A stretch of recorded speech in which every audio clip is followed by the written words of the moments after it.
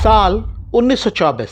बात उस इतिहास की जिसका जिक्र कम होता है, लेकिन कहानियां पीढ़ी दर पीढ़ी आगे बढ़ती हैं। उन कहानियों में दिखाई देता है दिल्ली के करीब यमुना पार का इलाका, घना जंगल और दलदली जमीन। वहीं कहीं छिपी थी क्रांतिकारियों की टोली। कहानियों में दर्ज है कि शहीद भगत सिंह ने ब्रिटिश हुकूमत की आंखों में धूल झोंक कर इसी इलाके के नलगढ़ गांव को ठिकाना बनाया था और एक पत्थर पर बम के परीक्षण किए थे। तब अंग्रेज भी यहां आने से हिचकते थे। उस वक्त किसी ने नहीं सोचा होगा कि दिल्ली के पूर्व में यमुना पार का यह वीरान इलाका 100 बरस बाद भारत का सबसे आधुनिक आर्थिक केंद्र होगा। साल 1976। बहुत से लोगों को याद है, तत्कालीन प्रधानमंत्री इंदिरा गांधी ने नोएडा की नींव रखते हुए भविष्यवाणी की थी। एक दिन नोएडा एशिया की सर्वश्रेष्ठ औद्योगिक नगरी बनेगा। आज 50 साल बाद वो भविष्यवाणी सच साबित हो रही है।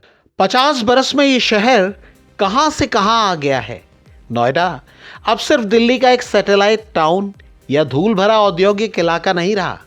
ये दिल्ली की ओर से यूपी का प्रवेश द्वार है और विकास का भी एंट्री गेट है। ये एक diversified, future ready economic hub बन चुका है। कुशमैन एंड वेकफील्ड की हालिया report Noida runway of growth बताती है कि नोएडा की तरक्की अब ऐतिहासिक स्तर पर है। शहर का कॉरपोरेट चेहरा इतनी तेजी से चमक रहा है कि आज यहाँ 43.4 मिलियन वर्ग फुट का ऑफिस स्पेस मौजूद है। इनमें से आधे से ज़्यादा ग्रेड A+ कैटेगरी का है, जो दुनिया की बड़ी मल्टीनेशनल कंपनियों और ग्लोबल कैपेबिलिटी सेंटर्स यानी GCCs को अपनी ओर खींच रहा है। पिछले 30 सालों में नोएडा की तस्वीर में आया बदलाव किसी चमत्कार से कम नहीं है। 1991 में शहर की आबादी महज 8.5 लाख थी। 2025 का अनुमान है कि अब आबादी 23.5 लाख है, यानी 34 साल में 3 गुना। लेकिन सबसे ज्यादा चौंकाने वाला आंकड़ा है प्रति व्यक्ति आय। 1991 के मुकाबले यहां लोगों की औसत कमाई 14 गुना तक बढ़ी है। आज नोएडा में औसत प्रति व्यक्ति आय लगभग 6 लाख रुपए से ज्यादा है, जो इसे उत्तर प्रदेश का सबसे अमीर शहर बनाता है। यही वजह है कि अब यहाँ निवेश की होड़ है। नोएडा और ग्रेटर नोएडा अब अमीरों की पहली पसंद बन चुके हैं। रिपोर्टों के मुताबिक लोग 3 से 5 करोड़ रुपए के लग्जरी फ्लैट्स पर टूट रहे हैं। सिर्फ 2025 के शुरुआती 9 महीनों में ही 10,000 से ज़्यादा नए लग्जरी घर लॉन्च हुए हैं। प्रॉपर्टी की कीमतों में सालाना 10% की ग्रोथ देखी जा रही है और ग्रेटर नोएडा में तो ये रफ्तार और भी ज़्यादा है। मिड सेगमेंट ही नहीं, अब नोएडा एस्पिरेशनल लग्जरी का नया पता बन गया है। नोएडा की इस ऊंची उड़ान के पीछे 3 बड़े इंजन हैं। पहला, जेवर में बन रहा नोएडा इंटरनेशनल एयरपोर्ट, जिसका 95% काम पूरा हो चुका है और शुरू होने को ही है। दूसरा, प्रस्तावित भव्य फिल्म सिटी। और तीसरा, मेट्रो और गाजियाबाद जेवर रैपिड रेल RRTS की बेहतरीन कनेक्टिविटी। दिल्ली मुंबई एक्सप्रेसवे से इसके सीधे जुड़ाव ने इसकी वैल्यू को कई गुना बढ़ा दिया है। नोएडा की ये चमक दमक रातों रात नहीं आई है। इसके पीछे उन नेताओं का विजन है जिन्होंने समय समय पर इसकी सूरत संवारी। इसकी शुरुआत संजय गांधी के उस आइडिया से हुई जिसने यमुना किनारे एक औद्योगिक शहर की कल्पना की। बाद में नारायण दत्त तिवारी ने इसे प्रशासनिक स्वरूप दिया, लेकिन नोएडा को एक्सप्रेसवे का शहर बनाने का श्रेय मुलायम सिंह यादव और मायावती के खाते में है।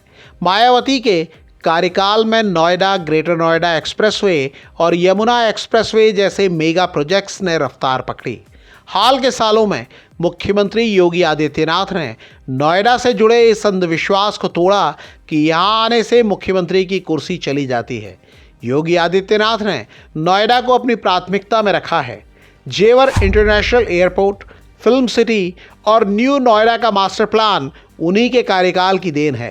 केंद्र में प्रधानमंत्री नरेंद्र मोदी की सरकार के सहयोग और स्थानीय स्तर पर राजनाथ सिंह जैसे नेताओं के पुराने जुड़ाव ने नोएडा को नेशनल हाईवे और मेट्रो के ग्लोबल नेटवर्क से जोड़कर आज अलग मुकाम पर पहुंचाया है।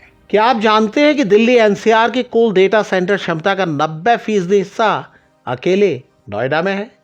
ये शहर अब सिर्फ मैन्युफैक्चरिंग नहीं कर रहा, बल्कि डेटा और क्लाउड कंप्यूटिंग की दुनिया में उत्तर भारत का निर्विवाद राजा बन गया है। माइक्रोसॉफ्ट, सैमसंग, HCL और एडोब जैसी कंपनियों के बड़े बेस यहाँ होने से ये गुरुग्राम यानी गुड़गांव को कड़ी टक्कर दे रहा है। हम देखते हैं अक्सर ये बहस होती है, नोएडा या गुरुग्राम, बेहतर कौन, आगे कौन। गुरुग्राम ने भले ही शुरुआत में बढ़त बना ली थी, लेकिन आज नोएडा अपने बेहतर नागरिक बुनियादी ढांचे, चौड़ी सड़कों, शांतिपूर्ण वातावरण और कम लीज रेट के कारण बाजी मार रहा है। जहां गुरुग्राम में जल निकासी और ट्रैफिक एक समस्या है, वहीं नोएडा के नियोजित सेक्टर और न्यू नोएडा जैसी आगामी परियोजनाएं इसे अगले दशक का अर्बन पावर सेंटर बना रही हैं। रावण की जन्मभूमि, महाभारत काल में गुरु द्रोणाचार्य का गुरुकुल होने, मुगल सल्तनत का हिस्सा रहने से लेकर क्रांतिकारियों की पनाहगाह और अब भारत का इंडस्ट्रियल पावर हाउस बनने तक नोएडा ने एक लंबा सफर तय किया है। जेवर एयरपोर्ट शुरू होने के बाद यहाँ की तस्वीर पूरी तरह बदल जाएगी। अगर आप निवेश या रहने के लिए सही मौके की तलाश में हैं, तो नोएडा का रनवे तैयार है। नोएडा को लेकर आपकी क्या राय है? कमेंट करके हमें बताइएगा ज़रूर।